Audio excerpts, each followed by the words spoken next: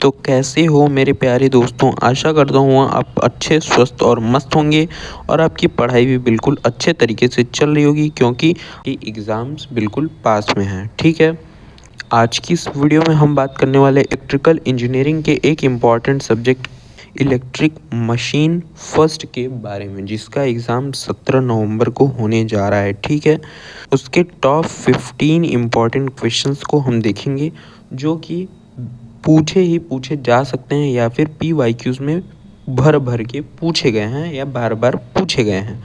ठीक है, और मैं आपको बता दूं, इस PDF को प्राप्त करने के लिए आपको क्या करना होगा, टेलीग्राम चैनल को ज्वाइन करना होगा। ठीक है, टेलीग्राम चैनल ज्वाइन करेंगे, वहाँ पे इस वीडियो की PDF मुफ्त में आपको प्रोवाइड कर दी जाएगी। तो चलिए बिना किसी देरी के वीडियो की शुरुआत करते हैं।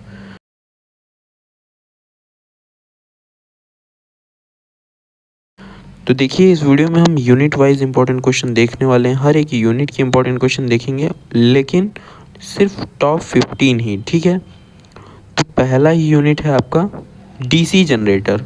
बहुत ही छोटा चैप्टर है, इसमें से ज़्यादा क्वेश्चन नहीं बनेंगे, और जो क्वेश्चन बनेंगे या बन सकते हैं वो मैंने यहाँ पे सिलेक्ट किया है। जैसे DC जनरेटर का EMF इक्वेशन डेराइव करने के लिए आपके लिए आ सकते हैं। वैसे डेरिवेशन आता नहीं, लेकिन ये बहुत ही ज़्यादा इंपॉर्टेंट डेरिवेशन है।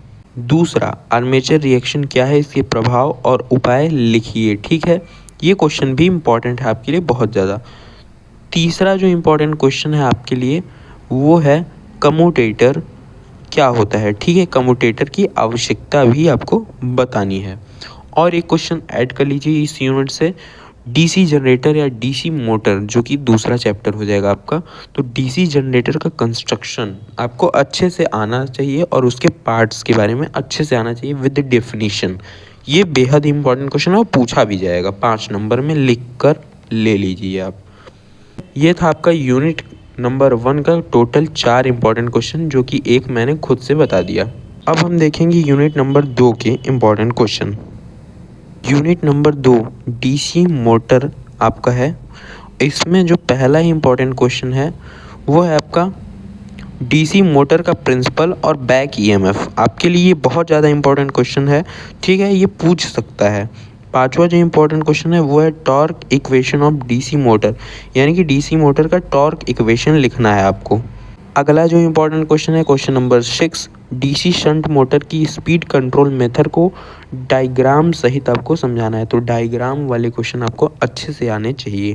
क्वेश्चन नंबर 7 जो इस यूनिट से इम्पोर्टेंट है वो है 3 पॉइंट और 4 पॉइंट स्टार्टर डायग्राम सहित समझाइए। तो जितने भी डायग्राम वाले क्वेश्चन हैं वो आपको कंफर्म तैयार रखने, क्योंकि डायग्राम वाले क्वेश्चन भी बहुत ज़्यादा पूछे जाते हैं। अब हम आते हैं unit number 3, single phase transformer, जो कि बहुत ही ज़्यादा इम्पॉर्टेंट यूनिट है आपके लिए। इस यूनिट से कंफर्म है क्वेश्चन ये बनने वाले हैं जो मैंने यहाँ पे सिलेक्ट किए हैं। पहला ही क्वेश्चन है आपके लिए, ट्रांसफार्मर का EMF इक्वेशन डेराइव कीजिए। कंफर्म है, लिख के ले लीजिए, ये क्वेश्चन इंपॉर्टेंट है आपके लिए। और दूसरा जो इस यूनिट से इम्पॉर्टेंट है वो है ट्रांसफार्मर का नो लोड और on load phasor diagram fix question, लिख के ले लीजिए। ठीक है, आगे देखते हैं question number 10, open circuit test और शॉर्ट सर्किट टेस्ट आपको समझाना है। ये क्वेश्चन भी फिक्स है, इस यूनिट से बनेगा। बात करूं तो सबसे ज़्यादा क्वेश्चन इस यूनिट से बनने वाला है, क्योंकि ये यूनिट अपने आप में बेहद इंपॉर्टेंट है, क्योंकि इस यूनिट से बहुत ज़्यादा क्वेश्चन बनने वाले हैं। यूनिट नंबर 3 और यूनिट नंबर 4 अच्छे से तैयार होना चाहिए, बहुत ज़्यादा क्वेश्चन बनेंगे यहाँ से। आगे देखते हैं क्वेश्चन नंबर 11, वोल्टेज रेगुलेशन क्या है। डायरेक्ट लोडिंग मेथड से समझाना है आपको वोल्टेज रेगुलेशन को। ठीक है, तो ये था यूनिट नंबर 3, यानी कि सिंगल फेज ट्रांसफार्मर का इम्पॉर्टेंट क्वेश्चन।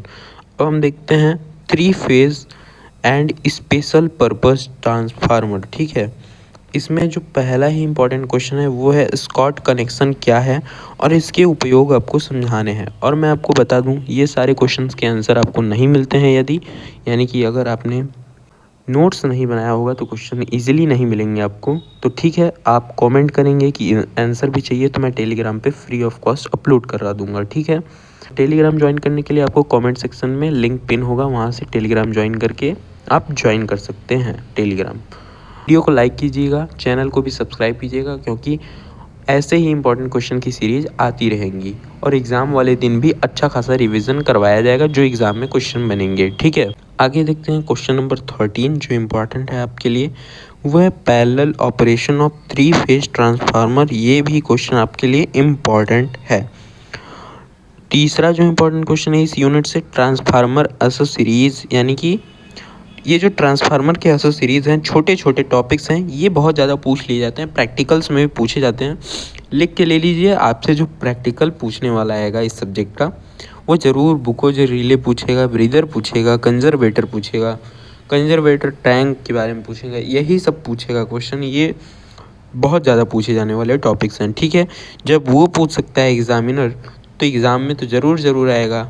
ठीक है, ये क्वेश्चन आपके लिए भी बहुत ज़्यादा इंपॉर्टेंट है, इसके कार्य लिखने के लिए आ सकता है, जैसे कि यहाँ पे लिखा हुआ है।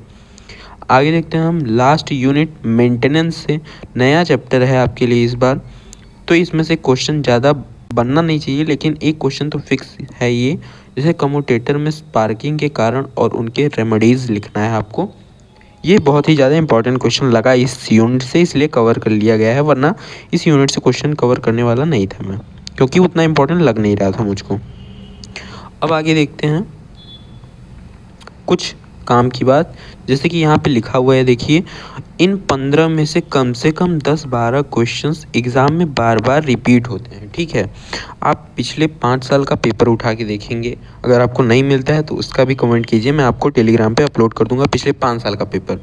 उसमें आप मैच कीजिए इन सारे क्वेश्चन जो मैंने अभी दिया आपको, उसमें से 10-12 क्वेश्चन तो ज़रूर पूछे गए होंगे, बार बार रिपीटेडली पूछे गए होंगे 5 साल के पेपर जब आप एनालिसिस करेंगे तो।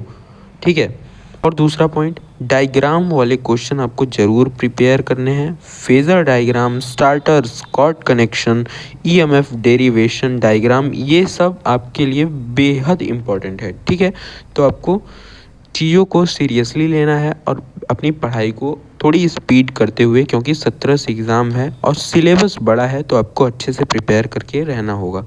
तो आशा करता हूँ ये वीडियो आपको पसंद आया होगा। वीडियो को लाइक कीजिए, चैनल को सब्सक्राइब कीजिए। मिलते हैं ऐसे ही इंपॉर्टेंट क्वेश्चन की अगली सीरीज़ में, तब तक के लिए bye bye, tata, take care.